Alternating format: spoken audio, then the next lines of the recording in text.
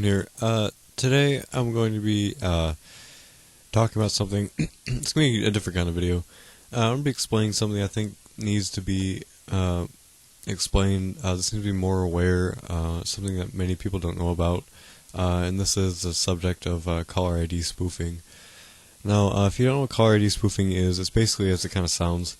It allows you to spoof your caller ID, in other words, change your caller ID to something else other than your own phone number, basically, so that way when you call somebody, it shows up with the number that you spoofed on their caller ID. So, I'm going to explain basically how this works and how scammers use this, and you know why this needs to be more aware. So, I'm going to start off real simple here. So, we'll say this is a cell phone. You know, this is like the next iPhone here. So we'll say this is like a cell phone or whatever, and we'll say that the phone number for the cell phone is I'm just gonna make up a number here. So we'll say it's like 945 879 and 54123. Okay, 5412. Okay, so that's what we're gonna say that. That basically that this is a caller or the phone number that's attached to the cell phone, and so that way when the cell phone calls, it goes to the phone company, and then it goes to the next phone, which basically we've kind of known that for years. So it goes to the. Oh, I'm just trying to like draw these out, and we got another phone here, and then goes to, okay, having a hard time with these brushes, and then this caller ID shows up on their phone, which is how a phone works. We've known that for years. As long as the phone's been around, that's basically how a phone works. So this is basically how caller ID spoofing works in a sense. I'm trying to keep these pictures really simple, make them really easy to understand. So let's say we have a phone here, and I'll make this. Doesn't really matter, I guess. But we'll say we have phone, it's got its buttons down here, its touchstones and all those down there. And then, it's got its display here. So, a typical phone, looks like a gas pump, but it's supposed to be a cell phone. And we'll say that this phone number, let's see, I'm still trying to work my way around here. We'll say that this guy has a number of 754-854 or whatever. Okay, so let's say that's the phone number that's attached to this phone. So basically how caller ID spoofing works is before the caller makes a call, they change their caller ID in a sense. So this is their real number here that's attached to this phone here, and that's a horrible arrow. But what it allows them to do is basically change their caller ID to something else. So let's say I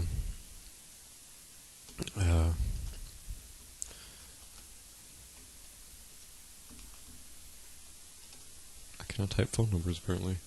Okay, so let's say he changed it to, this is what he changed it to. So then the call gets routed to the phone company,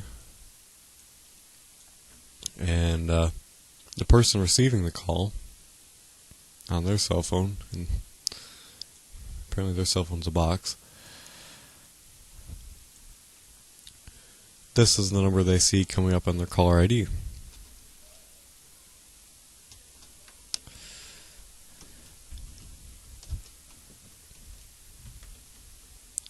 That's what they see is incoming call on their caller ID. Now, instead of the actual real phone number. That's, in a sense, how caller ID spoofing works. Now, the thing is, which makes this so nasty, is the real person that owns this number, we'll say, is way over here, completely out of the subject. The real person that owns this number, okay, you get the point of the phones, but the real person that owns this number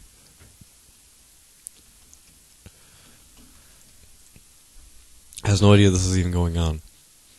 I mean,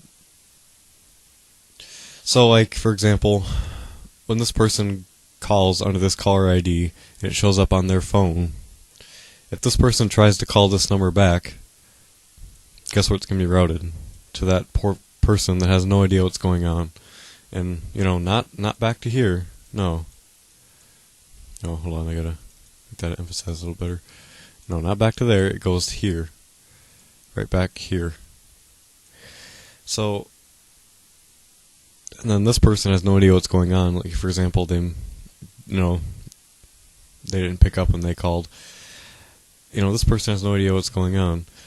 So, that's in a sense kind of how scammers typically use these caller IDs. Now, here's what's even more messed up about this, is that when they spoof their caller ID, they don't even have to use a full phone number, some of them.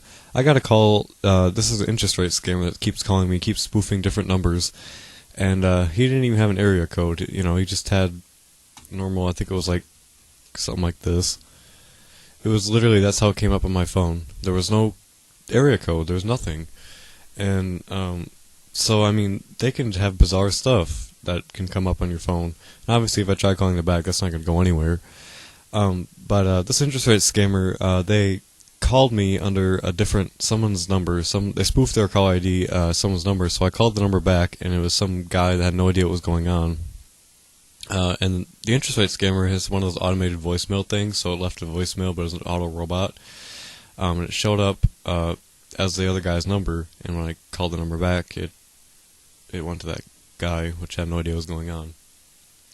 Now, you may not even know it, but there's a good chance that your caller ID is also being spoofed. Mine is. I keep getting calls from people saying that I called them and that they missed a call from me, and even though I never called them, and it's probably because a scammer spoofed my caller ID to make it look like they're more local in my area. I don't know, but that's kind of how scammers actually use it. They use it to protect themselves.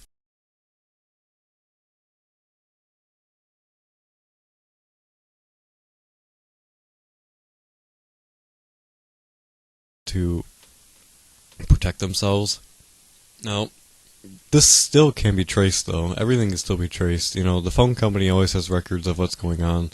So if you have any chance of trying to figure anything out, the phone company's your best bet. So, anyway, that's kind of a simple drawing of... simple. That's kind of a gist of how caller ID spoofing works. So I'll go through it one more time just in case you're still confused. So basically, I'm going to start from the beginning again just so you guys know what's going on here.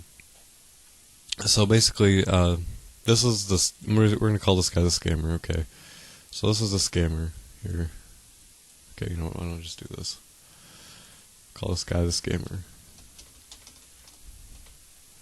So this is the scammer. And this is his real phone number here. And so before he makes the call, he changes his caller ID to this phone number, which belongs to this guy down here. And so the phone company transfers that, processes it, whatever. And so the person he's calling, this caller ID shows up on his phone instead of his normal number. So if this person tries to call this number back, he's not going to get back to this guy. He's going to come to this guy who has no idea what's going on. It's because that's his real number. That would make sense. So that's in a sense of how that worked. I hope that's not confusing. If you have any questions, let me know. One thing is to, if you guys are wondering basically how these scammers actually spoof their caller ID, well, I'm not actually 100% sure actually how they do it either, but I do know a few things that I think, from my understanding, it's done through voice over IP, which if you guys don't know what voice over IP is, basically there's 3 different types of phone networks that I know of. There's a typical landline, which is becoming extinct, unfortunately, and then, you have your cellular, your mobile phone or whatever. Hope I spelled things right. And then, you have your mobile phone. So this is starting to become a more popular option for scammers, mainly because it's cheaper, and landlines are kind of becoming extinct. Basically, most of the time when they do this, they do it through voice over IP, which is internet calling, basically. So, like services like Skype and Google Voice, I don't think none of these services allow caller ID spoofing. The carrier has to support it, like the phone company that's providing the services. I know one caller ID spoofing soft phone that works is Voxox. That's one that'll allow you to do it.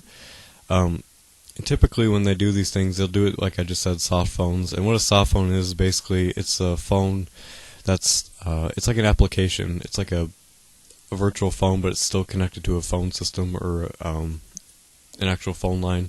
But it's just through your computer, and since it's through the internet, it works that way because it's through the internet. So, you know, a soft phone on your application on your computer works just fine.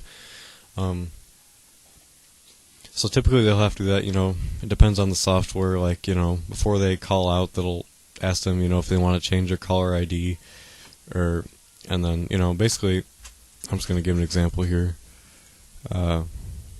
So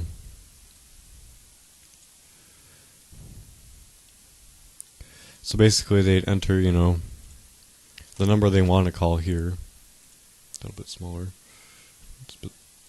okay. So basically they'll enter the number they want to call.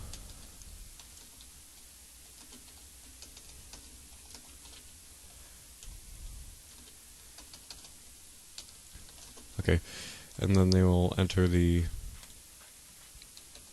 number they want to change. So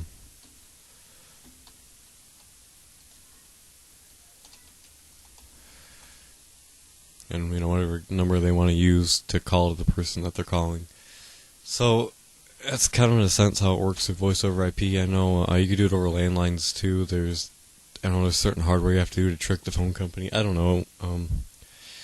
But you might be wondering why voice over IP providers actually provide this service. There is a couple scenarios where it could be useful. For example, say you're at home and you're doing work from home, and you want to call somebody that called your business, but you only have your home phone or your cell phone, so you spoof your caller ID to your work number. That way, when the receiver sees that they're getting a call, it shows your work number, and they'll answer it. And, you know, if they call back, just go to your work. That's kind of an interesting way of doing it. And that way, they don't get your actual real cell phone number. That's all you have on you. There's certain apps too that allow you to do it. In the App Store, there's caller ID spoofing apps that'll do it too. But like I said, it's mainly due to voice over IP, and all those apps are voice over IP. So anyway, that's kind of a gist of how caller ID spoofing works. So I hope this helps out a little bit. If it's still really kind of confusing, I can make another video try to explain a little bit better. But I'm not very good at these educational type videos. But I hope this helps. Please share this video and like it. Share it with your friends and family so people know what to look out for, and people are more aware of this. When I called that number that called me, that guy that had no idea what was going on because the scammers spoofed his caller ID. I tried to explain to him what had happened, but he hung up on me and thought I was crazy. So, please share this video, and thank you guys for watching, and I'll see you guys in the next video. Quick thing, something I just thought of right as I ended the video. I'm going to make this sweet and to the point. So, say like you have an organization, which many places now do have, you know, actual caller IDs. So like, say a business has a number of let's just make up a number, 447 something. And when they call people, it shows up as, let's just say Microsoft, as an example.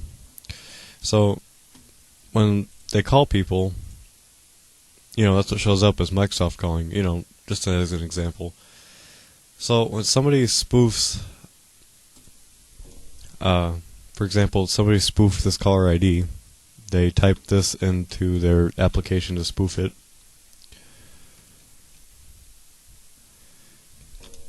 The person they're calling, it will actually show up as a legitimate business's caller ID calling,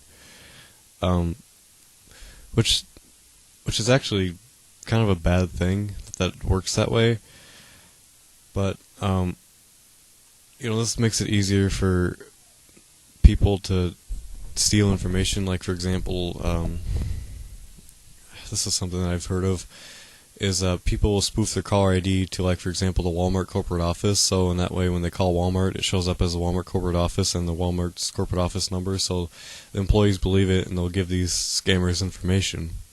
That's a real thing. I'm not joking. That's kind of that's kind of one of the things these scammers use typically. Maybe not that way, but in certain ways to get information. So I mean, that's why that kind of needs to be more aware.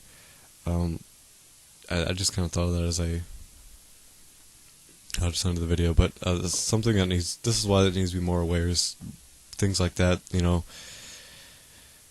it's fraud basically is what it is, and it just needs to be more aware. But anyway, thank you guys for watching.